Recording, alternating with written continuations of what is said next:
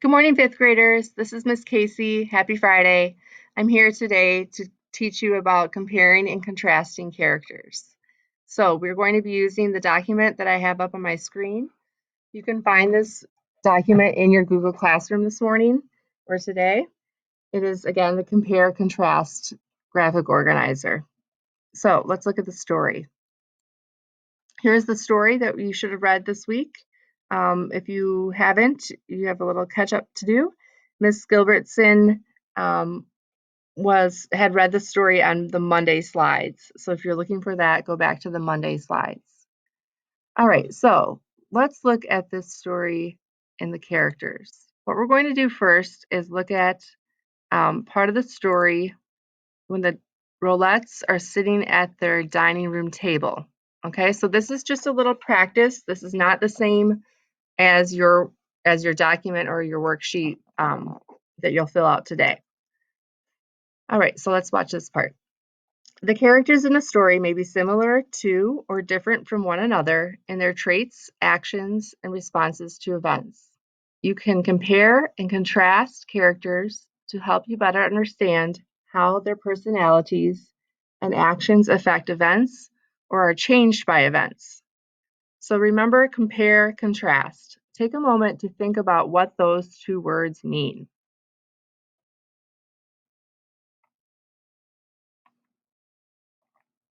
All right.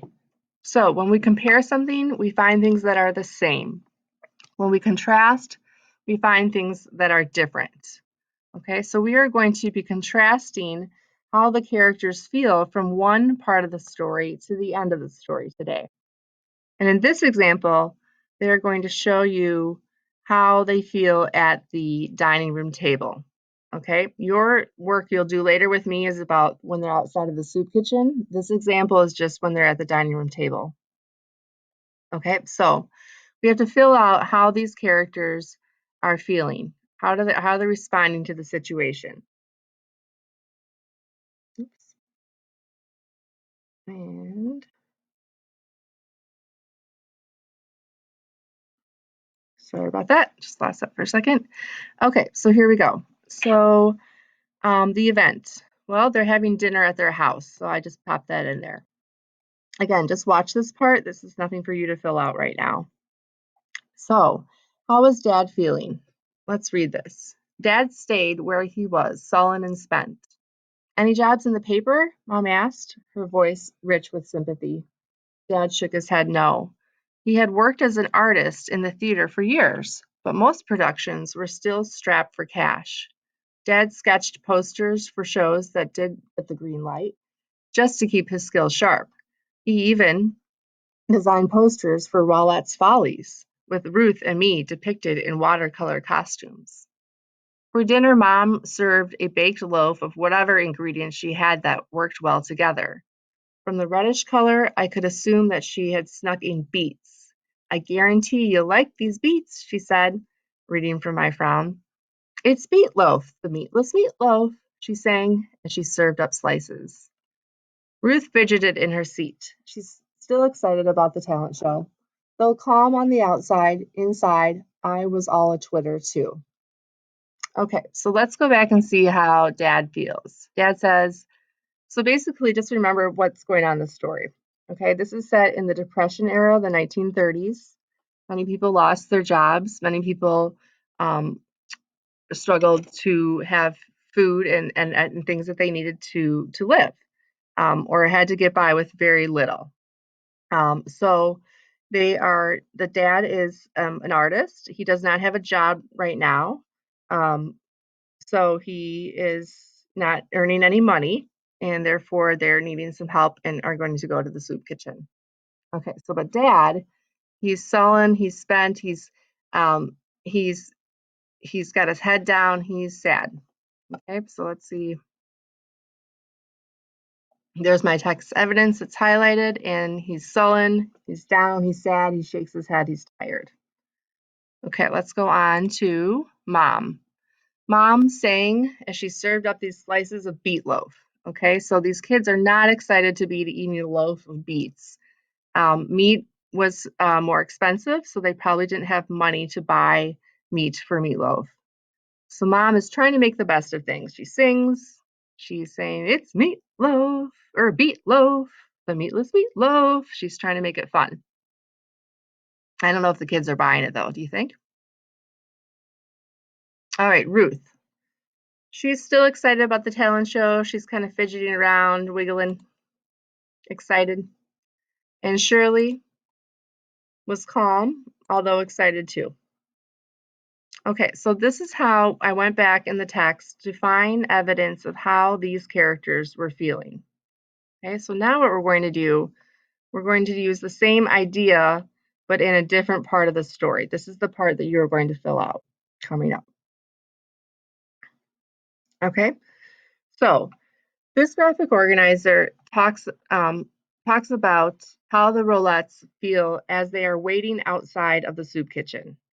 Okay, it is the same idea as putting in your as writing into your graphic organizer this one right here. Okay, so what I'm filling out on the screen in those bubbles is the same thing as what is right here. Okay, and then I'll do another page to talk about the feelings at the end. Okay, let me just go back here. All right, so how do they feel at the outside of the soup kitchen? Let's read this. Most everyone in line was bundled up against the cold. Many of us had to rely on 2 or 3 threadbare layers. Like many other men, Dad bowed his head as if in shame. The line moved slowly.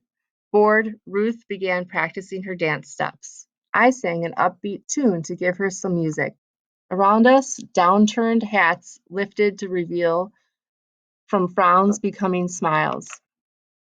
Soon folks began clapping along, egged on by the supportive response. Ruth twirled and swayed like there was no tomorrow. Okay, so we want to just start looking here and figuring out what happened in the story. So our event, let's see here, get my typing tool going.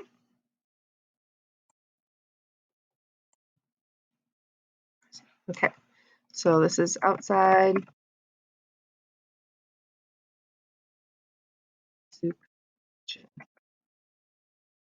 Okay, so what I'm going to try to do is instead of me filling in these circles, I'm going to pop over to your document so we can do this together, but I'm going to use the text right here. So I'm going to bounce back and forth from this screen to your document.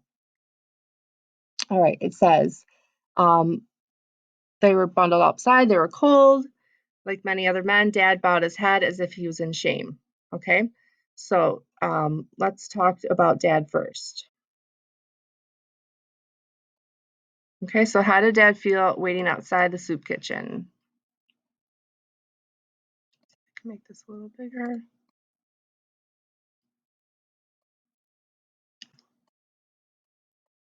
Okay, so he felt tired,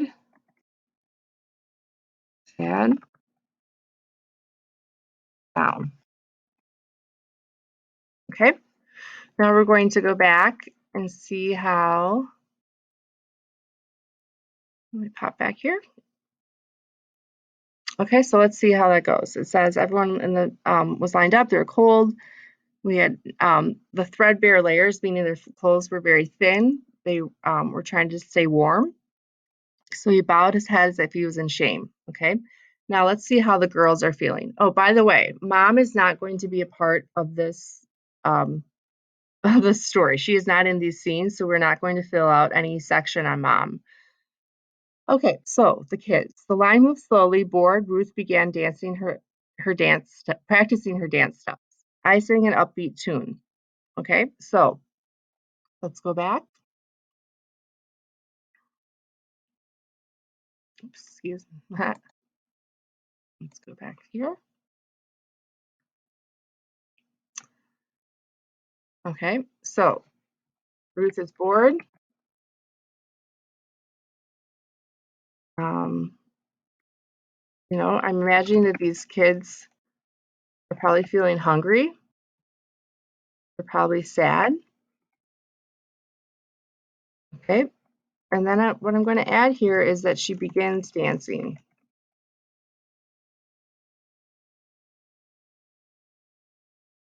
Well, actually, I'm going to wait. Let's put that at well, it's kind of in the middle. I don't know. The feelings. So let's just leave it like that. We'll put that in the next part. Okay, let's go back and look at Shirley.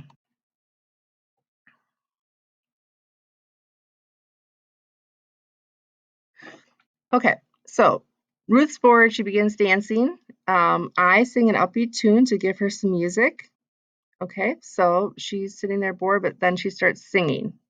Okay, let's go on and finish this up all together. So it says, around us, downturned hats. Okay, a downturned hat means that people's heads were hanging down, right? They're not happy. They're not feeling proud. They're feeling sad. They're depressed. They're down. So their heads are hanging down. So that downturned hats tells me that their heads are down. But they lifted them up. Their heads started to lift. The hats lifted to reveal frowns becoming smiles. Okay, so these people waiting in line with them were also feeling sad, but because they see these kids dancing and singing, they start smiling.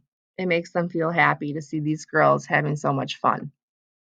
So soon folks began clapping along.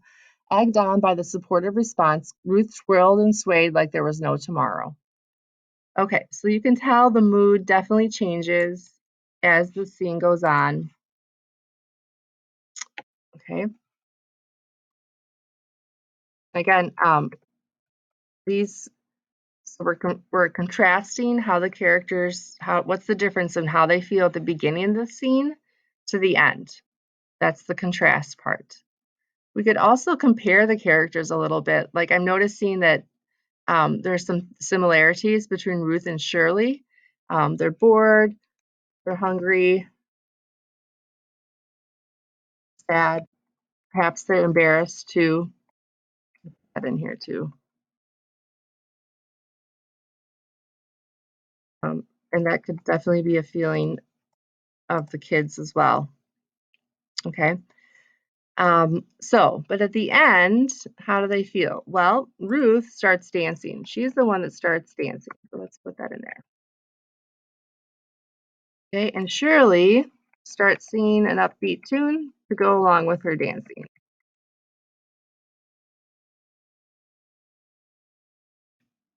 Okay. So how can we tell how they're feeling? Does it go, I mean, do we have to infer? I think we need to do some inferring because I think if I look back at the text, does it say all of a sudden they are happy? Let's look. I sang an upbeat tune. Around us, downturned heads lifted to reveal frowns becoming smiles. Ooh, that's really good evidence. So people are becoming happy, smiles. But it doesn't say everyone became happy. It says everyone's hats lifted up to reveal frowns becoming smiles. So that was a little bit of inferring there. Okay. Egged on by the support. So that's kind of like, I don't know if you've ever been in a race or in a competition and everyone starts chanting your name at the end or that kind of thing, or egging you on, trying to get you to do something. So they were feeling like more energized when the people waiting started clapping and encouraging them. Okay, so they're happy. Oops.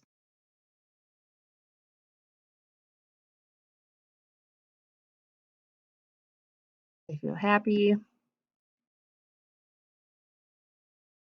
The dad, well, it doesn't directly say how the dad feels, but I imagine we can see that his he's like looking up more. His head is up.